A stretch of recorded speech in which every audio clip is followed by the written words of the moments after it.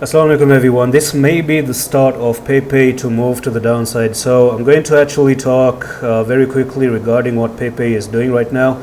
And this is a move down, a very clear push to the downside, a move up, consolidation, and you have one of the most perfect looking bear flag. This is an amazing, perfect bear flag.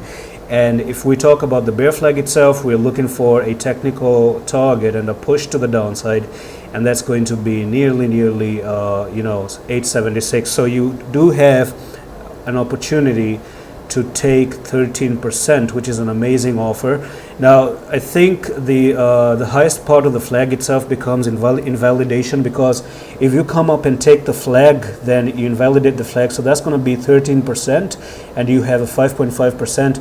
So who's taking this? Who's trying it out? Best of luck anyways. And if you do come up here, invalidate the flag, then you're not coming down anymore. And I kind of don't see that happening, because Bitcoin is bearish. A lot of coins are looking forward to go down. They just lost support. Even Pepe lost support.